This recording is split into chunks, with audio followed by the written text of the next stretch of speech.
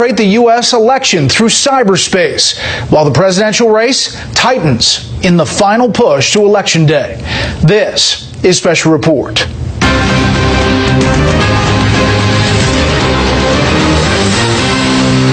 Good evening, welcome to Washington. I'm Brett Baer. A tightening presidential race tonight with a background of growing concerns about Russian efforts to sow serious doubt in the U.S. electoral system.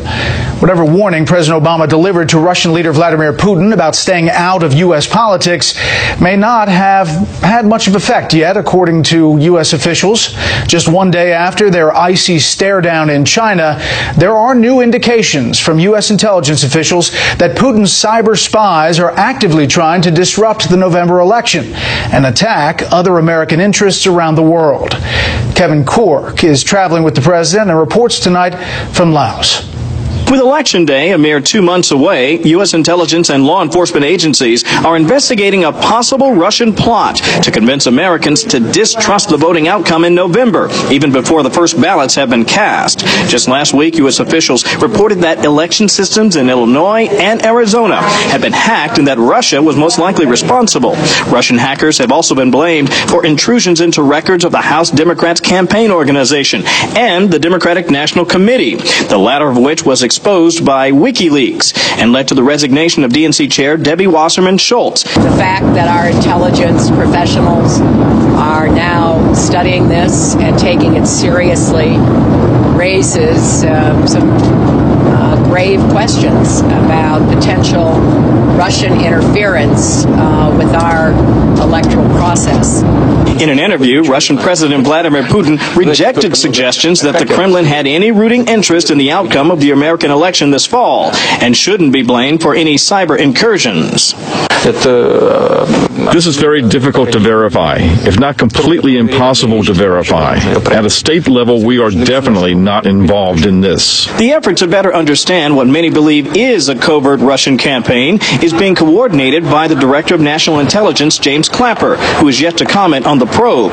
But a senior U.S. intelligence official has told the Washington Post Russia's activity is something we're looking very closely at. And while no definitive proof of tampering has been found, even the hint of something impacting the security of our election system would be of a significant concern.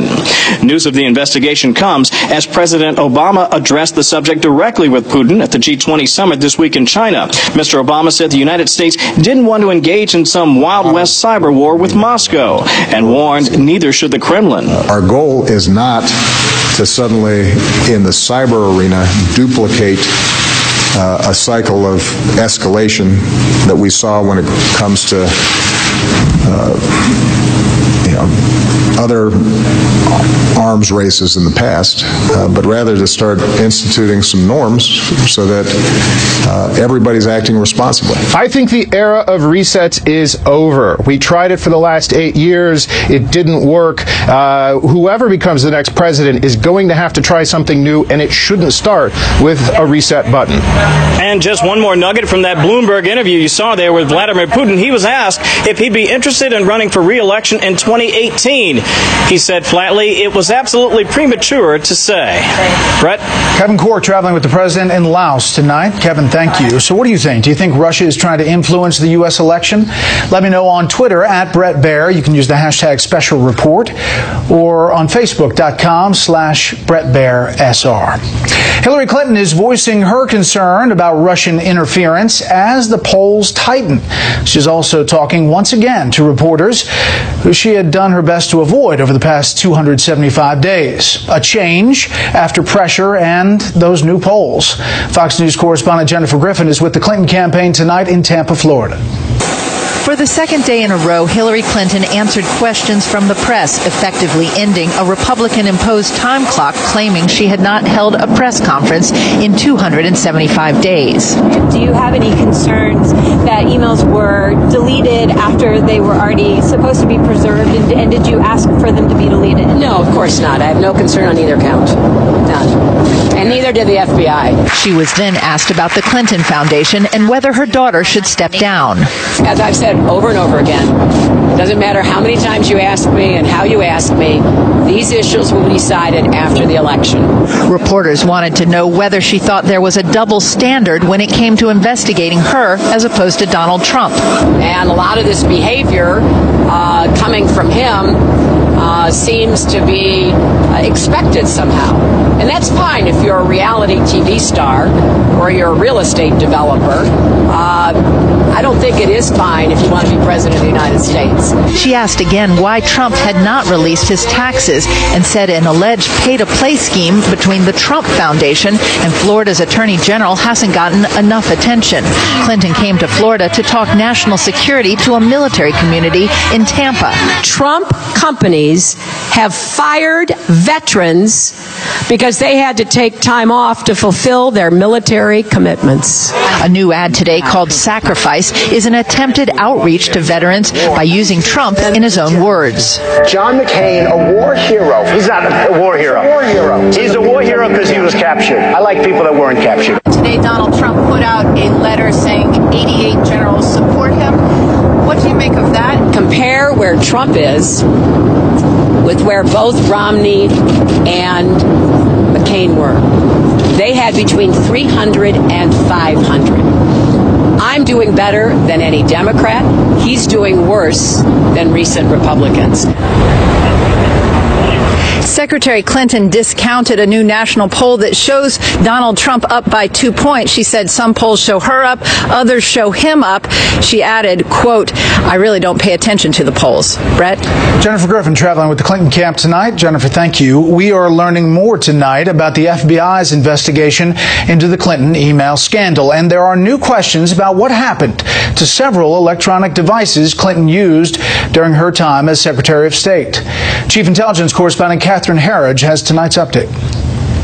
From the 39 times Hillary Clinton told FBI agents she could not recall specifics about her emails, to the claim that several hundred State Department employees knew about her private account, one of the FBI's most striking findings is that Clinton's 13 mobile devices, including BlackBerries and iPads, are unaccounted for. Missing devices creates a hole in the investigation, and here it would seem like it's a significant hole in the investigation, because not only do you have missing devices, but you have the content of those devices too. According to the FBI timeline released Friday, Clinton's lawyers said in February, quote, they were unable to locate any of these devices.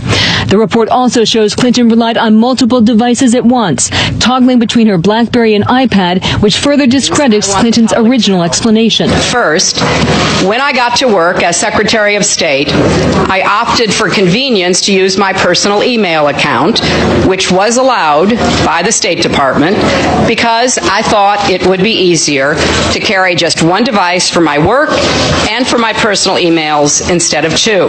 The State Department emphasized none of the devices were issued or approved for government use. It's something for her and her staff to answer. All we can say is that she was never provided with a State Department BlackBerry. According to the FBI file, a laptop computer archiving Clinton's emails was lost in the mail, and at least 2 of Clinton's devices were destroyed by a longtime aide to Bill Clinton, who smashed them with a hammer. A possible charge of obstruction would hinge on timing. On March 3, 2015, a preservation order was issued for the Clinton emails. On March 31st, the FBI found Clinton's legal team held a conference call with the IT firm managing the server, and in the same time frame, records were electronically shredded. Destruction occurred after Congress issued a subpoena for information. It occurred a day later, 2 days later, a week later. Why did it occur then? Then it becomes more curious and perhaps more relevant. Separately, the Republican chairman of the House Government Oversight Committee, Jason Chaffetz, has asked the U.S. attorney here in Washington to investigate whether Clinton and her team obstructed justice when they deleted the emails. Clinton told reporters today that she is not concerned, Brett. Catherine, there are new emails suggesting the Clinton team somehow fed questions to manipulate the Benghazi hearings in 2013. What about that? Well, these emails were obtained by the group Citizens United and show Clinton's media gatekeeper, Philippe Reines, wrote to Chelsea Clinton with an update on the Benghazi a hearing before the Senate Foreign Relations Committee. The acting chairman at that time was New Jersey Democrat Robert Menendez. And the email reads in part, quote, "We wired it that Menendez would provide an opportunity to address two topics we needed to debunk: her actions, whereabouts on 9/11, and these email from Chris Stevens about moving locations." We asked the Clinton campaign and the senator's office if they coordinated in advance of the hearing what was meant by this term wired and how these emails are consistent with independent congressional oversight. Both offices acknowledged getting Fox's questions but chose not to comment. Brett. Okay, Catherine, thank you. You're welcome. Donald Trump's campaign is touting the support of dozens of retired military leaders as he touts his new lead in that CNN national poll. Today, Trump made a strong push for the veteran vote in a state where many current and former military personnel live. Chief political correspondent Carl Cameron is with the Team Trump tonight. Donald Trump held a rally in Virginia today, a state with a large military population, where he lamented casualties in the war on terror and seemed to suggest the public is being deceived about civilian losses. I'm talking death on both sides, folks. I'm talking death on both sides. Look at the people. You know, they blow up a city and they say 2 people were wounded. All right? You know the real numbers, okay? The real numbers are astronomical. Under President Obama and Clinton, Trump says the U.S. is becoming a third world nation. We have to get very tough and we have to get very smart, or we're not going to have much of a country left. Once a reliably Republican state in presidential elections, the latest Virginia polls show Clinton ahead. Trump this morning released a list of 88 retired generals and admirals, including 18 with 3 or 4 stars, who support Trump and oppose Clinton. After months of getting trashed by Trump for dodging reporters, Clinton took questions over the holiday weekend. Hey, guys! While he invited reporters onto his plane and again raised doubts about deporting all illegal immigrants. We're going to make that decision into the future. Okay? The latest CNN poll nationally shows Trump ahead within the margin of error.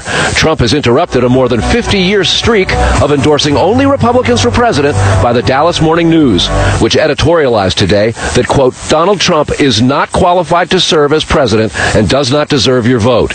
Clinton faced the press again today and slammed Trump for unlawfully using funds from his charitable foundation for a large political contribution to a group tied to Florida Attorney General Pam Bondi while she was deciding whether to join a multi-state lawsuit against Trump University. Following the donation, the Attorney General chose not to join the suit. His Trump Foundation has been fined for illegal activity when it made a political contribution to the Attorney General of Florida at the time she was being asked by her constituents to investigate Trump University. Trump bashes the Clinton Foundation daily, and he denies any kind of collusion while singing Bondi's praises. She's beyond reproach. She's a fine person. Never spoke to her about it at all. American worker, and it hasn't been the solution to the Trump and Clinton will have ample opportunity to share their attacks and insults face to face. The first of 3 debates is in 19 days. The only vice presidential debate is a week after that, and then 2 more presidentials before the actual election day, Brett. Carl Cameron with the Trump campaign, joining us from Virginia.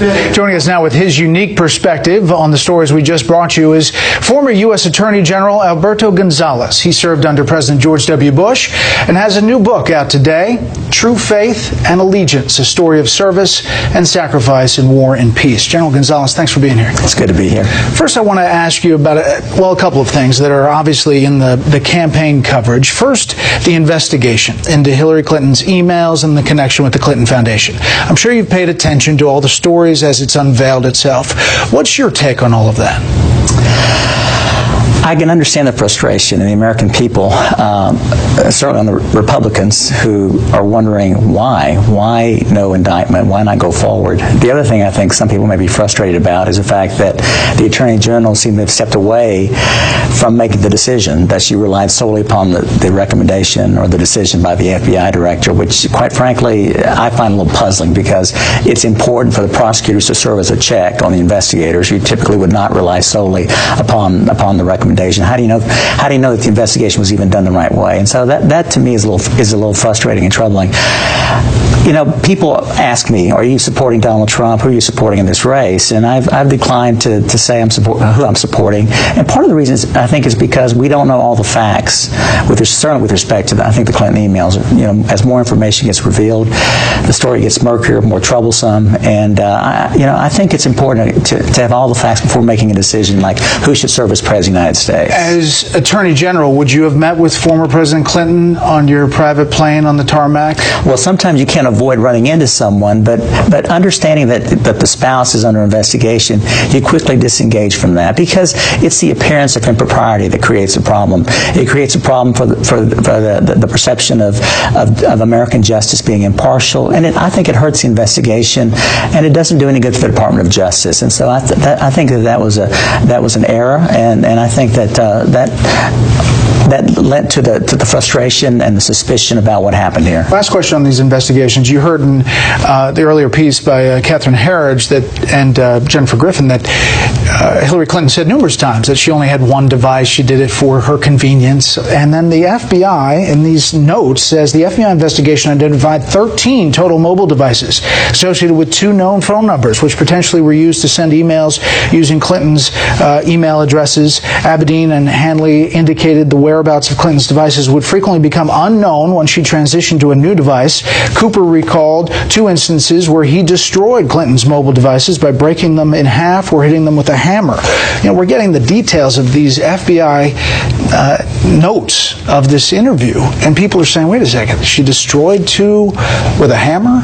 It certainly would raise questions in my mind. What does it all mean? Where does this all go? And so I can understand why the release of this information now, I think, continues to present a problem for Hillary Clinton and the issue of trustworthiness and her ability to serve with integrity in the Oval Office, which I think is one of the most important qualifications for anyone who serves as President of the United States. Someone who's not going to abuse that tremendous power for personal political gain. As the first Hispanic to serve as a counsel of the President and then Attorney General, you have a unique perspective on immigration. You worked for a president who tried to get immigration, a big bill, comprehensive bill through, but failed. Donald Trump, after his visit to Mexico, again, a hard line on how he's treating that. How do you think that goes over with the American people now, and what do you think of this issue overall? Well, I can't speak for the American people. I think the tone is unfortunate, and I know a lot of Hispanics, a lot of people that I know and respect have been offended by the rhetoric from Donald Trump. But we have to remember that we are in a political season, and things get said in the political campaign, and once someone takes that oath of office and becomes President of the United States, they somehow get wiser, and maybe they get better advice, I don't know, but they typically will go into the job and do the right thing for this country. We need comprehensive immigration reform, there's no question about it, and that's got to include border security, no question about that. I don't think you can legitimately build a 3,000-mile wall and expect another country to pay for it, so that idea is troubling to me, but border security is important, but we also are, not only are we a nation of laws, we are a compassionate nation, we're a nation of immigrants, and we need a policy that accommodates both of those objectives. I think as a lifelong Republican, and obviously as somebody who has studied the law for your entire life, for some Republicans listening to you saying you haven't decided, when you have this next president likely deciding on several U.S. Supreme Court seats, they question that, how you get to the indecision. What is going to change your mind about this election? I think there's going to be more facts that come out in connection with the Clinton investigations. We've got these debates coming up. I want to see them standing side by side answering questions. And that, I think, will sway the minds of many voters. And this is a very important decision for me. Being with a president who's in the Oval Office making a decision who should go on the Supreme Court, or in the situation making the decision to send young men and women into battle, I know that it takes a very special kind of person to be President of the United States. And the problem that I have is I knew George W. Bush. I don't know either of these 2 individuals, and so I'm using this time to get educated. And quite frankly, people should not listen solely to my recommendation or the recommendation of others. They need to educate themselves who is best for them and for their families to serve this country. Last thing, considering what you know, and you write about it in the book quite a bit, about national security and the issues that President Bush had to deal with real time, is that the most pressing issue in your mind? mind facing us going forward? National security? Yeah. No question about it. We are living in a very dangerous time, and we need someone who can deal effectively with national security issues. But it's not just a United States problem. That person has to be able to work with our allies around the world, because the United States, while it should be the leader, cannot effectively deal with threats against the Western world. It requires the cooperation of our Western allies. And are you worried about Russia and the reports? I am worried about that. You know, I began every day as Attorney General with a briefing with the FBI Director. We receive a briefing from the CIA about the threats, about things going on around the world, and so I'm sure this is something that is occupying General Lynch, because it is a very serious story. General Gonzalez, thank you very much for the time, and good luck to be with you. Thanks. Thank you. Up next, are anti-immigration advocates seizing political power in Europe? First, here's what some of our Fox affiliates around the country are covering tonight. Fox 29 in Philadelphia, where the judge in the Bill Cosby sexual assault case has set a trial date for next June. Cosby is accused of drugging an employee of his alma mater, Temple University, and having sex with her in 2004. He has pleaded not guilty. Dozens of women have made similar accusations. This is the only criminal case so far. Fox 32 in Chicago, with carnage on the streets during the Labor Day weekend. Police say 13 people were killed and at least 52 others wounded in shootings across the city of Chicago. Chicago has been experiencing mass increases in gun violence during 2016. And this is a live look at Las Vegas from our affiliate Fox 5. Big story there tonight. The manhunt continues for a homicide suspect who escaped police custody. A truck stolen by Alonzo Perez, I should say, has been recovered. Perez is considered armed and dangerous. Police say he broke out of handcuffs and escaped a police facility Friday. That's tonight's live look. Outside the Beltway from Special Report. We'll be right back.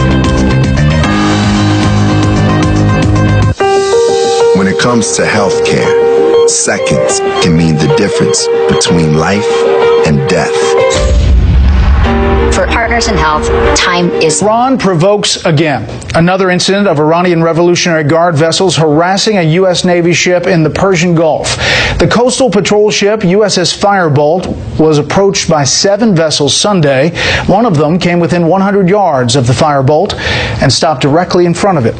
It's the latest in a series of incidents in recent days. A Pentagon spokesman said today that Iranian behavior has to change. The backlash against the open border immigration policy in some European nations is beginning to have its effect on the political process. Correspondent Benjamin Hall is watching that from our European newsroom.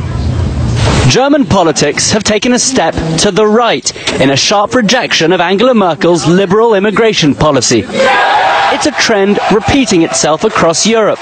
Over the weekend, in local elections held in Merkel's own district, voters pushed her Christian Democratic Union party into third place, behind a new nationalist anti-immigration party called Alternative for Germany and the centre-left Social Democrats. The loss came exactly a year after Merkel opened Germany's doors and let in migrants stuck in Hungary. Over 1 million refugees are said to have arrived in Germany since. Today, Merkel responded to the loss. We have to acknowledge that at the moment many people don't properly trust our ability to solve certain issues. Our task is now to work intensively towards regaining trust. The major issues concerning German voters were not just the number of refugees, but the difficulty of housing them, the effect on the economy and their integration. A series of New Year's Eve robberies and sexual assaults in Cologne, carried out by asylum seekers, were partly blamed for the shift, as were 2 terror attacks in July, which were claimed by ISIS and also carried out by refugees. These election results are now seen by some German politicians as a precursor to next year's presidential election. Perhaps today is the beginning of the end of the chancellorship of Angela Merkel. Chancellor Merkel has yet to declare whether she will run again in 2017. The refugee crisis has led to a Europe-wide shift to the right.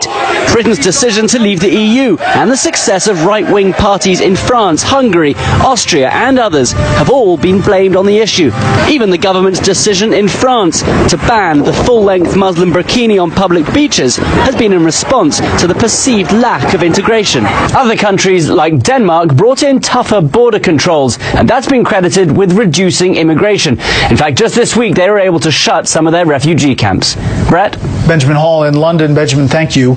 It was a good day to start the short trading week on Wall Street today. The Dow rose 46. The S&P 500 was up 6.5. The Nasdaq jumped 26. Well, Congress is back in town, but only for a short time. During those few weeks, lawmakers have a lot to do. Correspondent Doug McKelway is on Capitol Hill tonight with a laundry list. Good evening, Doug.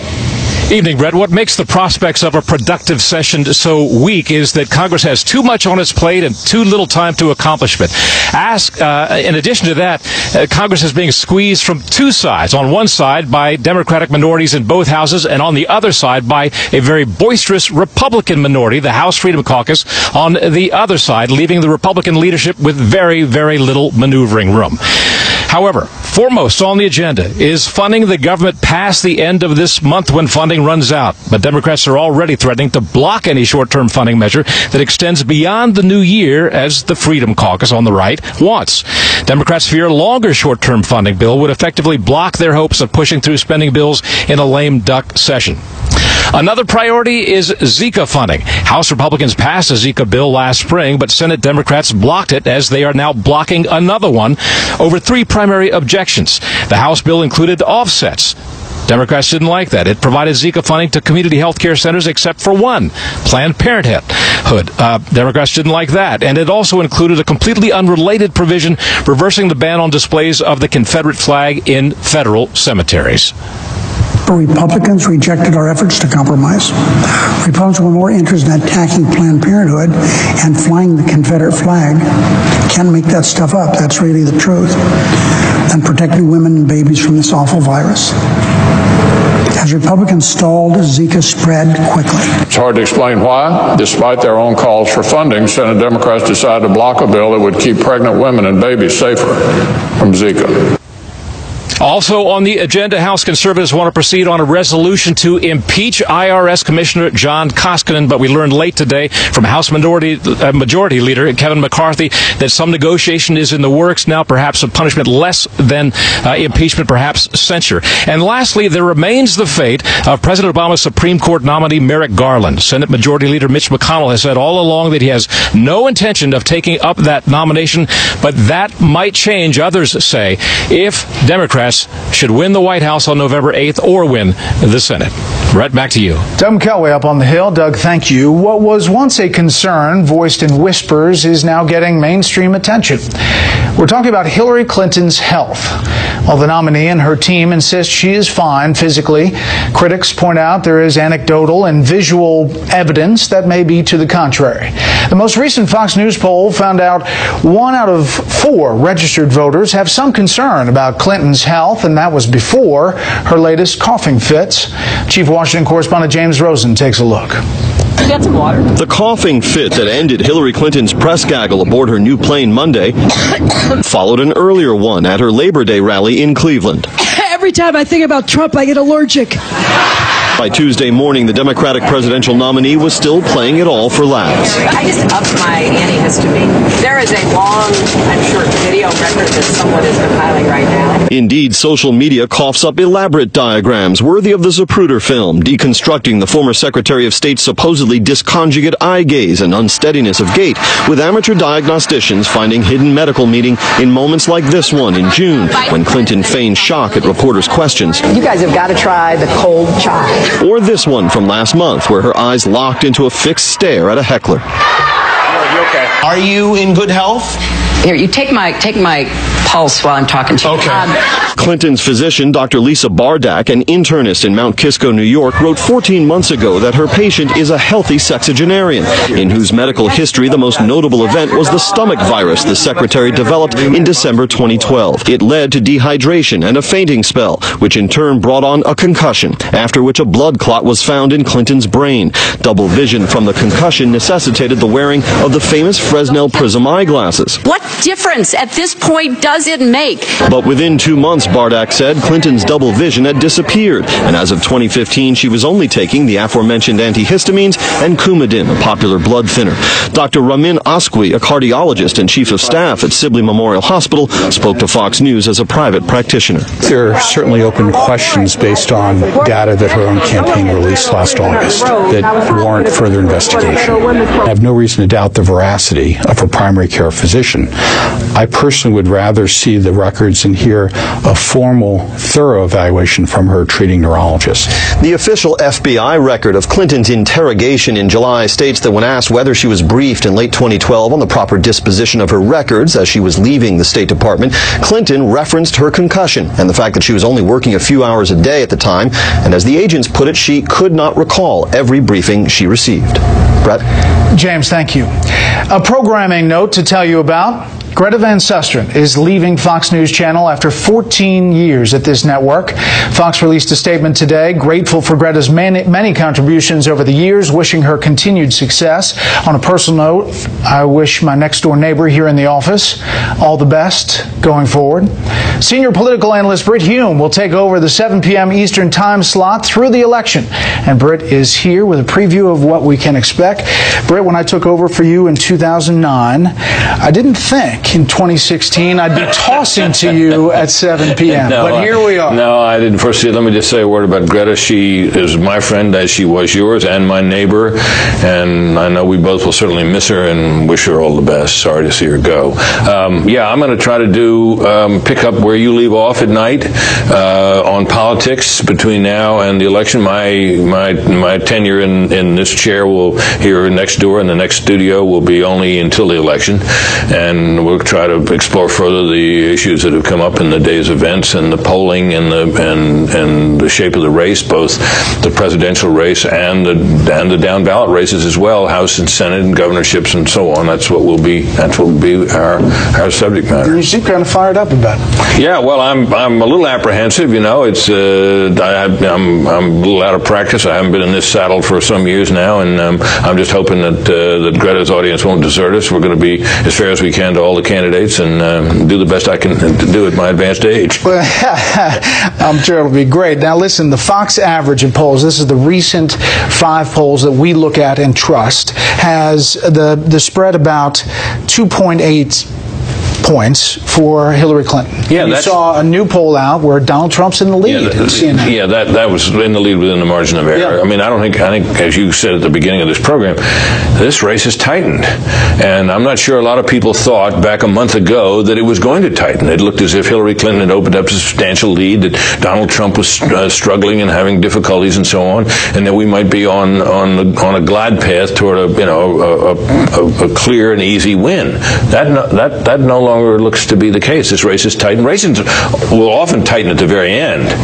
This race seems to have tightened more quickly than a lot of people thought they would, and that makes it interesting. We look forward to show number 1. Yeah, thanks, Brett. All right, Me thanks, too. Brett. Fox News Channel has settled a sexual harassment lawsuit brought by former anchor Gretchen Carlson. Fox parent company 21st Century Fox issued a statement saying, quote, "We regret and apologize for the fact that Gretchen was not treated with the respect and dignity that she and all of our colleagues deserve." We're getting a new look at the largest planet in the solar system tonight. A NASA spacecraft is sending back close-up pictures taken during a flyby within 2,500 miles of Jupiter's dense cloud tops. These stunning images of the planet's north pole are said to be unlike anything seen before. The Juno spacecraft will conduct 36 close passes in the next 20 months. Conservative activist Phyllis Schlafly has died. Schlafly rose to fame in the 1970s when she campaigned against the Equal Rights Amendment. She went on to become one of the most influential pro-family speakers and writers in the 80s and 90s. Donald Trump called her a conservative icon who led millions to action. Schlafly is remembered this weekend. I would like to take a moment to address my fellow veterans, because I know there are so many of you who have served your country honorably, whether it's 2 years, 4 years, or 32 years like myself. One of the benefits that we as a country give you as a veteran is your eligibility for a VA loan. Not 80%, but 100% the value of your home, and that's what you can get at New Day USA. Go to newdayusa.com. I'm really concerned about the credible reports about Russian government interference in our elections. The fact that our intelligence professionals are now studying this and taking it seriously raises some grave questions about potential Russian interference with our electoral process. But I will tell you that we've had problems with cyber intrusions from Russia in the past. Concern about Russian influence in the U.S. election as this election is tightening. The Washington Post reporting that Russian influence operation in the United States is something we're looking very closely at, said one senior intelligence official who cautioned that the intelligence community is not saying it has definitive proof of such tampering or any Russian plans to do so, but even the hint of something impacting the security of our election system would be of significant concern. Continuing, the Kremlin's intent may not be to sway the election in one direction or another, but to cause chaos and provide propaganda fodder to attack U.S. democracy-building policies around the world, particularly in the countries of the former Soviet Union. U.S. intelligence officials described the covert influence campaign here as ambitious and said it is also designed to counter U.S. leadership and influence international affairs. This, as we mentioned, as a new poll is out, CNN's poll has Donald Trump up 2 points. It is within the margin of error. It is a national poll in the four-way race there. Let's bring in our panel. Charles Hurt, political columnist for the Washington Times. Mara Liasson, national political correspondent of National Public Radio, and syndicated columnist Charles Krauthammer. Charles, we've heard this concern about Russia. It seems to be real, according to U.S. intelligence officials. Your thoughts? There's an element of this, I think, that's being overlooked. Putin is a KGB agent. He's a man raised on conspiracies. He believes in conspiracies.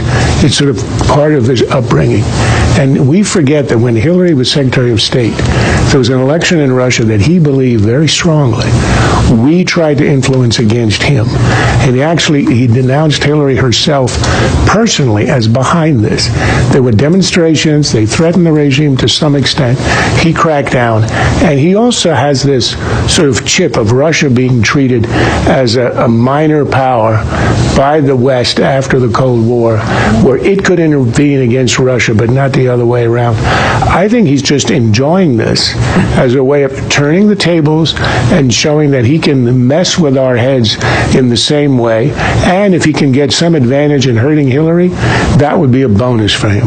Stirring the pot. Listen to Hillary Clinton and Donald Trump today on the new polls. I really pay no attention to polls. When they're good for me, and there have been a lot of them that have been good for me recently, I don't pay attention. When they're, not so good, I don't pay attention. We are on a course that we are sticking with. We're sticking with our strategy. We feel very good about where we are, but we're not taking anything for granted. CNN came out with a big poll. Their big poll came out today that Trump is winning. It's good psychology, I know that for a fact because people that didn't call me yesterday, they're calling me today. So that's the way life works, right? Now, Donald Trump's pointed to a number of polls, obviously, but the CNN poll was significant. It came out after Labor Day, and in there, Mara, is this honest and trustworthy question, which seems significant. It seems like this number has increased the difference between Donald Trump and Hillary Clinton. It used to be almost the same. Now she's much, much worse. She's really underwater on this. I think that is responsible for what's happened in the polls. She has Is it also slid. responsible for her coming back in the plane? That's a really good question. The Clinton people say they always plan to do this. They're going to get a big plane. She did this when she was the Secretary of State. She always talked to reporters. This was always the plan. But, it sounds like she has another reason to do it. But what's happened in the polls is he has more or less stayed the same and she has come down. So that's been the change. And I think that honest and trustworthiness is driving her problems. It's the emails, the foundation, and also the fact that she did pretty much absent the scene for most of August that's responsible for this. But it has tightened up. What we're waiting to see now is if some of the battleground state polls reflect what we saw in that national poll. Because that's the question.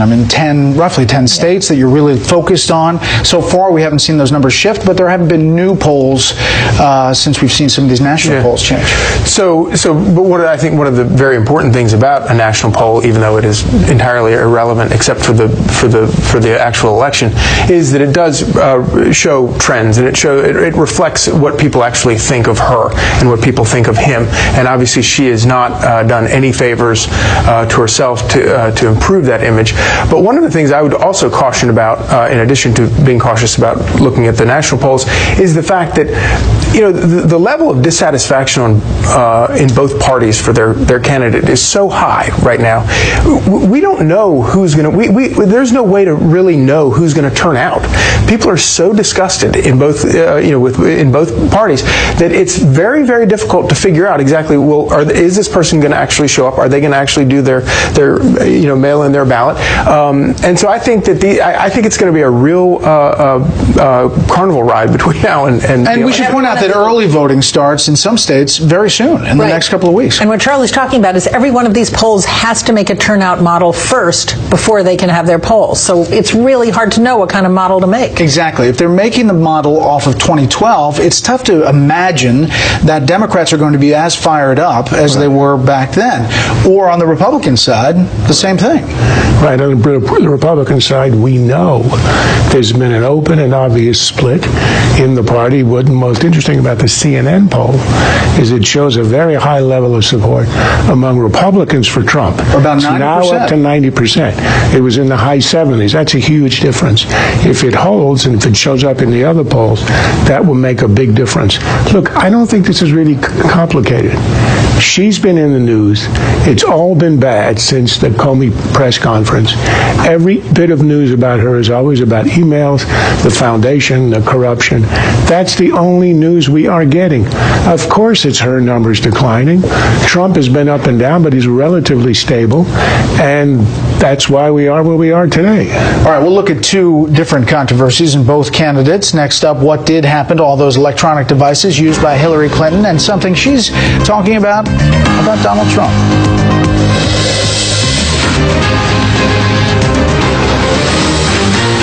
13 phones, iPhones, whatever they were, and just banging the heck out of them. How about the 33,000 missing emails that were acid washed? Now, these emails had to do with the wedding. I give that 5. The wedding, and the other thing, of course, was the yoga classes, right? This is a very sad time, I'm telling you, for justice in this country. Do you have any concerns that emails were deleted after they were already supposed to be preserved, and did you ask for them to be deleted? No, of course not. I have no concern on either count. None. And neither did the FBI. Well, as Congress continues to investigate whether those emails were deleted after they had already been subpoenaed by Congress, more talk about these devices that had been destroyed or missing. The FBI in the notes say talking about someone tied to the Clintons, deleted the emails, uploaded the redacted Gmail email account per instructions, shipped the archive laptop via the United States Postal Service or UPS, told the FBI she never received the laptop. However, she advised Clinton's staff, there's some redacted here, she was moving offices at the time. It'd be easy for the package to get lost in the transition period. Neither could identify the current whereabouts of the archived laptop or thumb drive containing the archive, and the FBI doesn't have either item in its possession. We're back with the panel. We'll start there. Charlie, this stuff that's in the notes, it seems like it just jumps out at you. Yeah. Like they lost the laptop in the mail. They destroyed 2 devices with a hammer, and there are 11 others missing. Yeah, and the vision that the image I can't get out of my head is Hillary Clinton's, having a staffer smash her BlackBerry, and she's holding the bottle of bleach bit and thinking, why didn't how come they didn't invent this back when I was trying to hide the Rose Law Firm records? But it's mind-boggling the way they lie about what seems like the most mundane things, such as how many devices do you use, how many, the reason for using them. Well, was it convenience, or was it because you just wanted to make sure that nobody would ever read your emails, which of course is the reason for it. And then they're surprised that people come up with all these conspiracy theories about the Clintons. Well, this is why. Mara, the FBI essentially said, well, they're just missing. I mean, there was no follow-up in these notes. There was no, and the decision was made not to move forward with prosecution. Their decision was made. There wasn't enough evidence of any kind of criminality that they could prosecute. But this is a pattern with the Clintons. Generally, these stories have a pattern. Things, they're told they have full disclosure. Then we find out there are other things that are left behind, whether they're law firm records or missing emails. And these things have a life of their own, and they go on and on and on. And every day this goes on, she's suffering more and more in the views of the voters. Is she going to squelch the questions, do you think, by talking to reporters on that plane? I think she's going to be answering questions on this on the plane for a long time. I don't know if she'll squelch it, but maybe at some point she just exhausts them. You know, years and years ago, she gave something called the Pink Press Conference, which was about Whitewater, and she sat for 2 hours and answered questions in the White House, wearing a beautiful pink outfit. But she put it to rest to a certain extent then. Maybe she can do it now. All right, Charles. Talking James Rosen's piece today about this coughing fit, about the health. You know, there are some who say it's not even right to be asking about it. In the FBI notes, it says based on her doctor's advice, she could only work at State for a few hours a day and could not recall every briefing she received. Is the health thing a legitimate thing? Is the coughing fit a legitimate topic? Look, I think the original sin here is when she had her concussion and she had this episode, whatever it was, a blood clot, they never really explained it. Nobody went into it. At the time, she was not running for president. Now that it turns up, I think the real problem for her, she invoked it as a way to explain a loss of memory. Well, if it was that severe that you're going to invoke it in an interrogation and to say you weren't able to work, I think it was her husband himself who said for 6 months she was not quite herself. Now, I think by all the evidence, she looks normal. I mean, you watch her, you see what she does. She's held up in all kinds of debates. She has a grueling schedule. I don't know that coughing, is a deadly symptom unless you got tuberculosis and you're coughing up red stuff. And there's all this wild speculation. But I understand why. They are secretive, they cover stuff up, and they never adequately explain what happened when she had the concussion. Dr. Ben Carson, Trump supporter, says both candidates should put out detailed health records. Finally, Donald Trump and this Trump Foundation donation to the Attorney General in Florida who was looking into the Trump University. Take a listen. You said recently, quote, when you give, they do whatever the hell you want them to do. You better believe it. So what specifically did they do? I will tell you that our system is broken. I give to many people. Before 2 months ago, I was a businessman. I give to everybody. When they call, I give. And you know what? When I need something from them, 2 years later, 3 years later, I call them. They are there for me. His Trump Foundation has been fined for illegal activity when it made a political contribution to the Attorney General of Florida. Clearly, the Attorney General did not proceed with the investigation. It was $25,000 to Pam Bondi in Florida. Charlie, problem? So, it's obviously a good story for reporters because it makes him look like he's, wheeling and dealing with politicians. But the fact of the matter is that response that he gave is this weird titanium that he has protecting him, because it sounds like he's being very honest and forthright and telling it like it is and telling people what they already believe about politicians. So maybe it hurts him a little bit, but I think it helps him, in the respect that it's like he's calling it the way he sees it. But for Democrats really are upset because it makes it seem like the Trump Foundation is okay when it does something like this, but the Clinton Foundation is not when it doesn't. We'll follow both stories. That's it for the panel, but stay tuned. We know who Tim Kaine is. We're not sure that the Vice President does. There's something out there that can be serious. Nominee Tim Kaine introduced current VP Joe Biden at an event yesterday, and VP candidates, in the words of Rodney Dangerfield, get no respect. Well, I tell you what, my name is Joe Biden, and I work for Hillary Clinton and whatever the hell this guy's name is. Man. Kaine and Pence. It's tough out there. Thanks for inviting us into your home tonight. That's it for this special report. Fair, balanced, and unafraid. On the Record with Brit Hume starts right now. With 62 days until the election.